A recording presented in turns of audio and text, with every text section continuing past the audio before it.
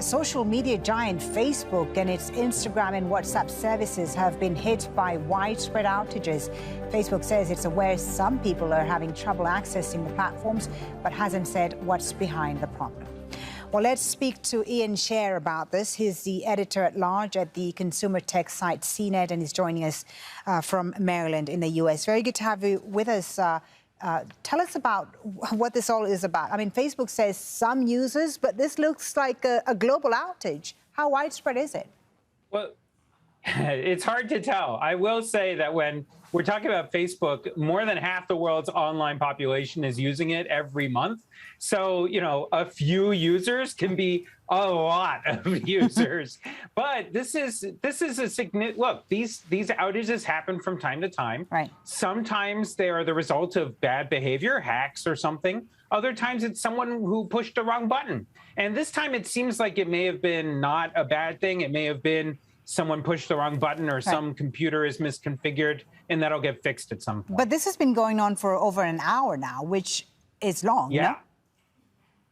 It is long. And look, these things tend to be unusual because Facebook in particular really prides itself on working really well. You know, over the last, I'd say 5-10 years, we've seen Google, Apple, Facebook, Amazon, all of them have been relatively stable. Before that, it was pretty normal for the internet to kind of go in and out and some websites not to work. You can look up the Twitter fail whale if you remember that period of internet history. So, you know, this stuff did happen, but it is unusual more so now. And so, yeah, having it out for an hour is definitely noteworthy. And this is coming in a day after a whistleblower revealed that the company Facebook prioritized profit over public good. And we know that political pressure has been building on the company. We're not speculating, of course, here whether there's a link between that and what's happening today. But I'm wondering, you know, with all this bad publicity right now for Facebook and this political pressure, can the company withstand all this bad pressure and bad publicity? What do they have to do to change things around? Yeah, I mean, look, I think that they are under really a lot of pressure from all over the place, right? Not just their critics and people like me in Silicon Valley, but also you've got the regulators in Washington, all over the world.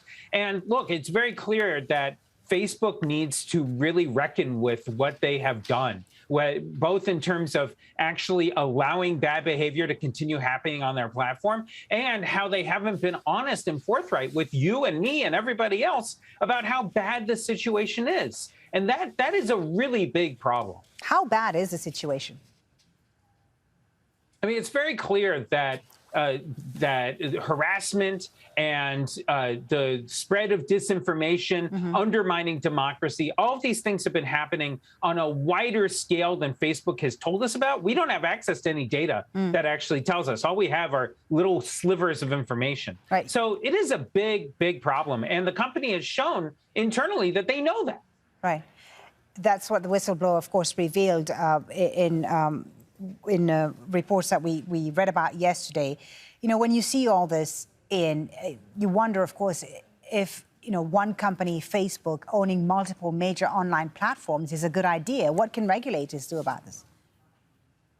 Yeah, I mean, look, there's been efforts inside of Washington to talk about whether or not Facebook should be forced to be broken up. You may remember that 20 years ago, that conversation was happening around Microsoft. And the way that turned out was that even though Microsoft was found to be a monopoly, all the government did was slap it on the wrist and allow it to continue being Microsoft. So I don't know exactly how far the U.S. government's going to be willing to go here, but I am curious to see whether this appetite for reigning in the tech industry will be any different from what it was a couple of decades ago. Thank you so much for talking to us about this. Ian Scher from CNET joining us there from Maryland. Thank you for your time. Thank you.